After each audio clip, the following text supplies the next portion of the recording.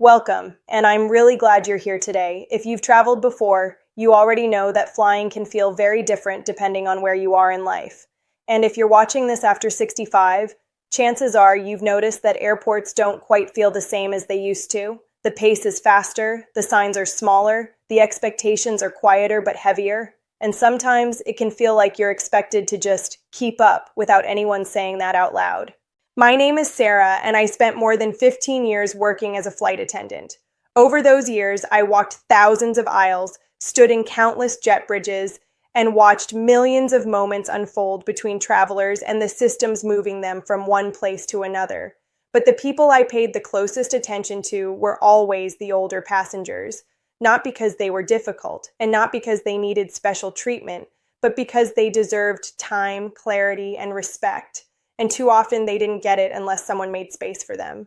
If you've ever felt rushed while boarding, unsure about whether to ask for help, or quietly worried that you might be holding things up, I want you to know something very clearly. You're not imagining it, and you're not doing anything wrong.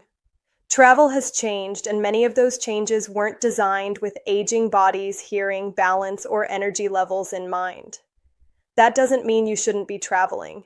It means you deserve better preparation. I've seen confident, well-traveled seniors lose their footing, not because they were incapable, but because no one explained the new rules, the new systems, or the new expectations. And I've also seen the relief on someone's face when they finally understood what to say, when to ask, and how to move through an airport without stress or embarrassment. This space is about calm guidance, not warnings. It's about restoring a sense of control and dignity to your travel experience. You've earned the right to move through the world without feeling flustered or invisible. And my goal here is to help you do exactly that, quietly, confidently, and on your own terms. Before we go any further, I want to take a moment to gently clear the air. Titles like this can sometimes sound alarming, and I know many seasoned travelers have learned to be cautious. You've seen headlines promise disasters, tricks, or hidden dangers that turn out to be nothing more than noise. So if you clicked with a raised eyebrow, that reaction makes sense. This isn't about panic, and it isn't about suggesting that flying after 65 is unsafe or unwise. In fact, the opposite is true. What's changed isn't your ability to travel. What's changed is the system around you. And most of those changes didn't come with announcements, explanations, or guidance, especially not for older travelers who learned to fly in a very different era.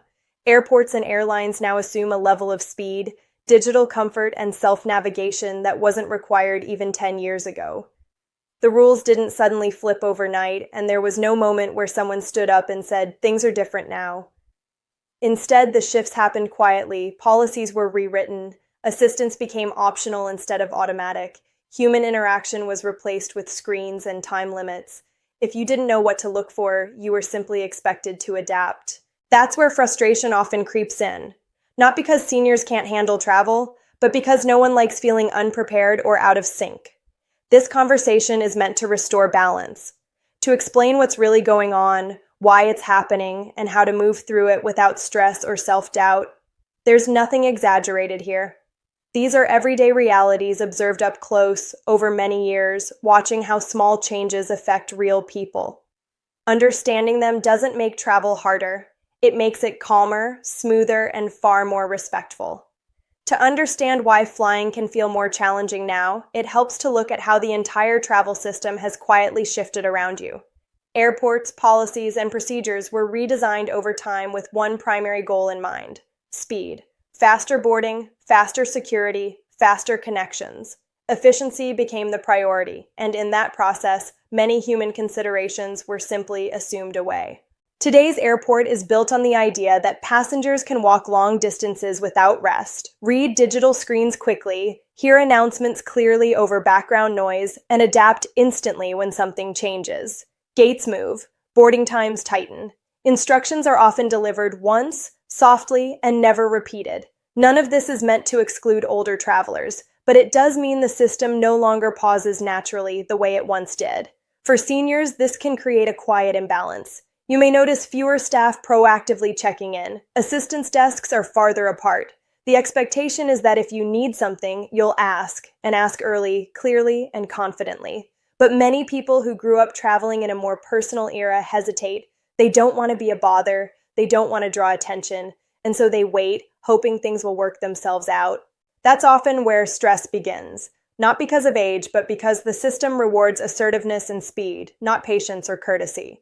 When a connection is tight or a gate changes suddenly, the system assumes you'll move quickly or find the information on a screen. When you don't, it can feel like you're falling behind, even though nothing about your needs is unreasonable. I've seen this play out countless times. Seniors standing quietly while younger passengers surge ahead, people missing help they were entitled to simply because they didn't know it had to be requested, confusion mistaken for incapability when all that was missing was context.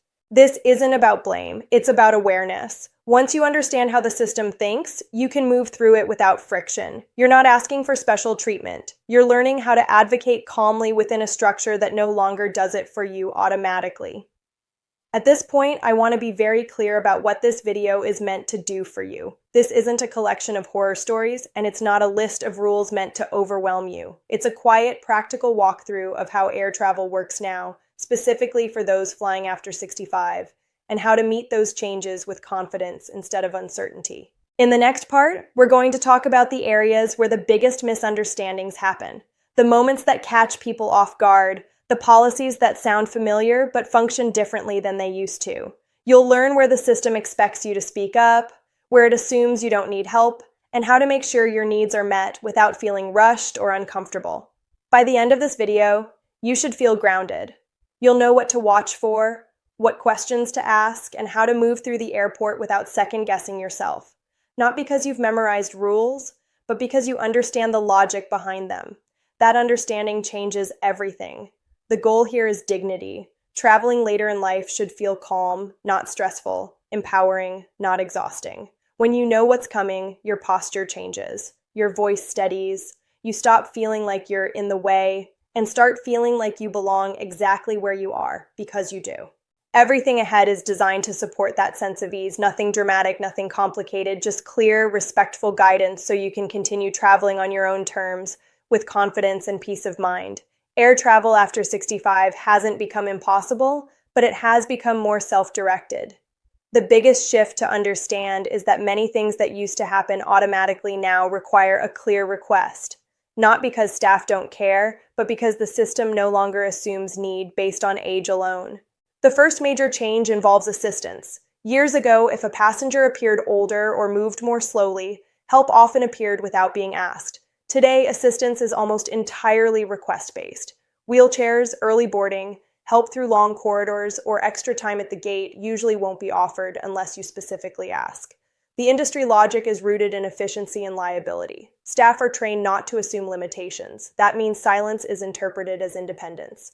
When seniors don't realize this, they may struggle quietly, thinking help will arrive any moment. The calm solution is simple: asking early and clearly. A steady sentence like, "I'd appreciate assistance getting to the gate today," changes everything. It's not a burden. It's a signal the system understands. Another quiet shift involves boarding and seating. Priority boarding used to be more flexible and human. Now it's structured, timed, and enforced. Age alone doesn't always trigger early boarding, even if standing for long periods is difficult. Boarding groups are designed to keep lines moving, not to assess comfort. Seniors sometimes wait too long, unsure whether stepping forward is appropriate. What helps is confident clarity. Saying, "I need a bit more time to board safely," is usually enough to be guided forward without issue. The key is not apologizing. You're not asking for a favor, you're stating a need. Medical devices and mobility aids have also become more regulated.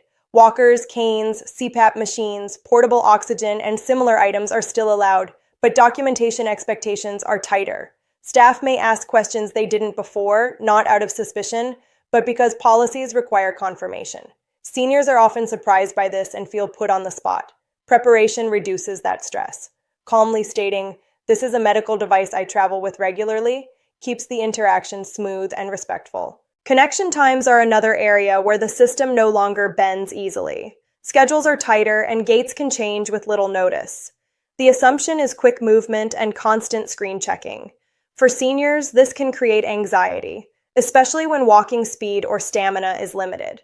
The important thing to remember is that help exists, but it must be activated. Saying, "I may need assistance making this connection," alerts staff before the situation becomes rushed. Early communication is far more effective than last-minute urgency. Finally, customer service has changed in tone and location. Much of it has moved to apps, kiosks, and centralized phone systems. Face-to-face problem solving still exists, but it's less visible. Seniors often feel dismissed when redirected to a screen. The calm response is to ask directly for human support. A phrase like, "I'm more comfortable resolving this with an agent," often opens a different path. It's not resistance, it's self-advocacy. All of these changes share one theme. The system listens when you speak clearly, understanding that restores balance. You don't need to move faster, you just need to communicate sooner. Before we continue, I want to gently pause for just a moment. If this conversation feels familiar, or if you're already recognizing situations you've experienced yourself, you're exactly who this space is for. This channel is built for thoughtful travelers who value calm guidance over noise and who appreciate explanations that respect their experience rather than talk over it. If you'd like to keep learning how to travel with less stress and more confidence, you may want to consider subscribing. Not because you need reminders or alerts, but because it gives you a steady place to return to whenever you're planning a trip or simply want reassurance before one. There's comfort in knowing you're not navigating these changes alone. I also invite you to share your own experiences in the comments if you feel comfortable. Many viewers find relief in realizing someone else went through the same confusion, delay, or quiet moment of uncertainty. This isn't a comment section full of complaints. It's a shared table where stories help others feel prepared. Now, let's continue. As we come to the end of this conversation, I want to leave you with something steady and reassuring. Traveling after 65 isn't about keeping up with anyone else's pace. It's about moving through the world with the confidence that comes from understanding how things work now and knowing that your needs are reasonable, valid, and worth voicing. You have a lifetime of experience behind you. You've navigated changes before, far bigger ones than airport procedures. What's different today isn't your capability, but the way systems communicate. When you understand that, travel becomes less about endurance and more about ease. You stop questioning yourself, you stop shrinking your needs, you move forward calmly, knowing what to say and when to say it. Airports may feel louder, faster, and less personal than they once did, but that doesn't mean you don't belong there. You do. And when you approach travel informed and prepared, you reclaim a sense of dignity that no policy can take away. You don't need special treatment. You need clear expectations and the confidence to advocate gently for yourself. And that's something you can carry with you on every journey. If this video helped you feel even a little more grounded, then it's done its job. Take what you've learned, apply it quietly, and travel in a way that feels right for you. There's no rush. There's no competition. Just you, moving through the world on your own terms. Thank you for spending this time with me. I'm Sarah, and I'll see you again.